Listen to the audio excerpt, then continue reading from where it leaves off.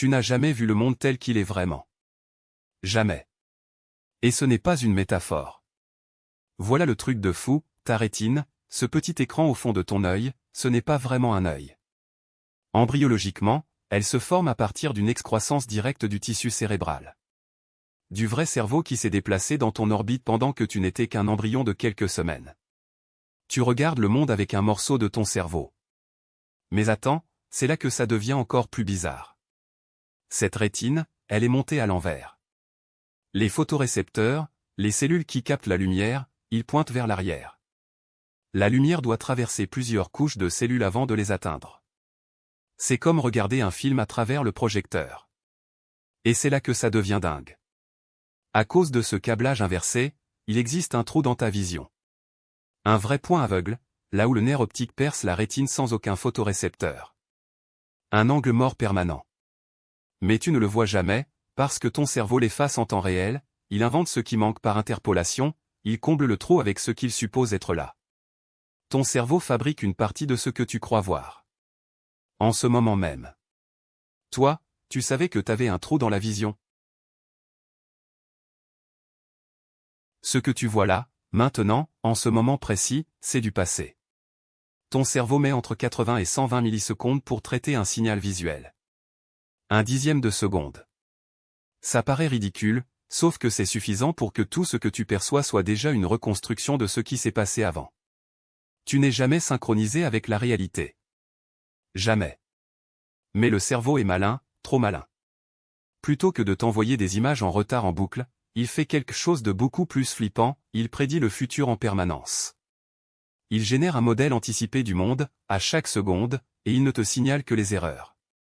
Quand la réalité colle à la prédiction, il ne te dit rien. Il te laisse croire que tout va bien.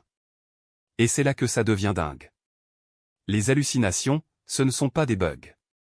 C'est ton cerveau qui fait confiance à sa propre prédiction plutôt qu'à ce que tes yeux captent vraiment. Il choisit son film intérieur plutôt que la réalité. Et les illusions d'optique, ces images qui te trompent malgré toi. Même mécanisme. Ton cerveau voit ce qu'il s'attend à voir, pas ce qui est devant lui. Tu n'observes pas le monde. Tu regardes la version que ton cerveau a décidée pour toi.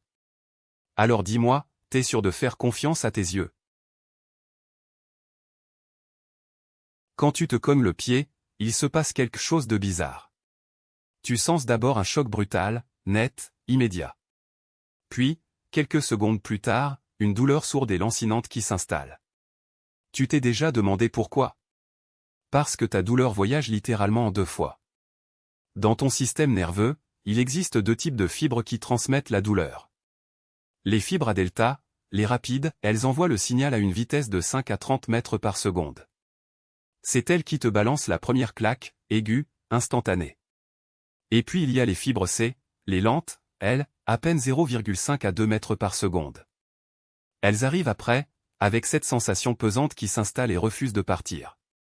Ça, c'est documenté noir sur blanc par les chercheurs Basbaum et ses collègues dans la revue Cell en 2009. Et c'est là que ça devient dingue. Plus la blessure est loin de ton cerveau, plus l'écart entre les deux vagues est long et perceptible. Cogner ton orteil, c'est bien plus brutal qu'une coupure sur la main, justement parce que le signal met plus de temps à monter. Et ce n'est pas un bug, c'est un design parfait, la première vague te fait retirer ta main du danger en une fraction de seconde. La deuxième t'oblige à rester immobile pour ne pas aggraver la blessure. Ton corps a une stratégie de survie câblée depuis toujours. Alors dis-moi, tu savais, toi, que ta douleur faisait deux trajets différents. En ce moment même, pendant que tu lis ça, une voix tourne dans ta tête. Et cette voix va à une vitesse qui va te souffler. Des chercheurs estiment qu'elle atteint environ 4000 mots par minute. Ta parole normale? Elle plafonne à 150. T'es littéralement en train de te parler à une vitesse monstrueuse, en silence, sans t'en apercevoir. Mais le truc vraiment dingue, c'est ce qui se passe dans ton corps pendant ce temps-là. Des études en IRMF, notamment celle de Perron Bertolotti et ses collègues en 2014, ont montré que lire en silence ou entendre ta voix intérieure active exactement les mêmes zones que quand tu parles pour de vrai, l'aire de Broca, le cortex moteur. Ton cerveau traite ça comme une vraie conversation. Et c'est là que ça devient dingue, ton larynx, lui, il le sait. Il produit des micro-contractions musculaires totalement imperceptibles quand tu penses en mots. Ton corps prépare la parole, même quand tu n'ouvres pas la bouche. On appelle ça les sous-vocalisations. Et cette voix intérieure joue un rôle clé dans la régulation de tes émotions, elle t'aide à te calmer, à structurer tes pensées, à traverser les moments difficiles. Sauf que, certaines personnes ne l'ont tout simplement pas. C'est ce qu'on appelle l'anendophasie.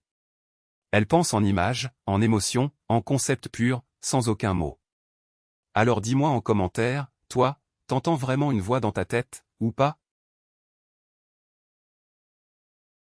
En ce moment précis, pendant que tu regardes cette vidéo, ton corps vient de fabriquer 2 millions de globules rouges.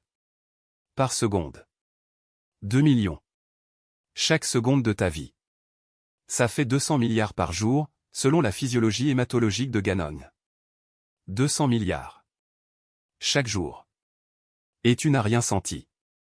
Ces petites cellules, elles ont un boulot titanesque, faire la navette entre tes poumons et tous tes tissus, transporter l'oxygène, repartir, recommencer. Chaque globule rouge effectue 250 000 allers-retours avant de mourir. 250 000. C'est leur vie entière, condensée en 120 jours. Mais voilà ce qui est vraiment dingue. Pour être aussi efficaces, ces cellules ont tout sacrifié. Elles n'ont ni noyau ni mitochondries. Elles ont littéralement éjecté leur propre ADN. Elles sont des coquilles vides entièrement dédiées à une seule mission, toi. Et c'est là que ça devient dingue, pendant que ton corps en produit des milliards, ta rate et ton foie en détruisent exactement autant, au même rythme, en permanence, en silence, un équilibre parfait que ton cerveau ne contrôle même pas consciemment. Ton corps gère une usine de destruction-reconstruction de 200 milliards d'unités par jour, et toi t'étais même pas au courant. Tu savais, toi? Dans ton ventre, il y a l'équivalent d'un studio parisien. 30 à 40 mètres carrés de surface. À l'intérieur d'un tube de seulement 6 à 7 mètres de long. Comment c'est possible? Ton intestin grêle triche. Il ne se contente pas d'être un simple tuyau lisse. Ses parois sont couvertes de millions de petits replis, les villosités. Et sur ces villosités, il y a encore des replis encore plus petits, les microvillosités. Des replis dans des replis dans des replis. Résultat, une surface d'échange gigantesque compressée dans un espace ridicule. C'est grâce à ça que chaque molécule de nutriments, chaque goutte d'eau finit par passer dans ton sang, au lieu d'être juste expulsée. Et c'est là que ça devient dingue. Ces microvillosités ne sont pas juste des replis passifs. Elles sont couvertes d'enzymes digestives actives, qui bossent en permanence. Et les cellules qui tapissent tout ça, les entérocytes, se renouvellent entièrement tous les 3 à 5 jours. Ton intestin est littéralement un organe neuf plusieurs fois par mois. Un studio de 35 mètres carrés, reconstruit en boucle, en silence, pendant que tu dors. Tu savais, toi, que ton ventre était aussi bien organisé que ça?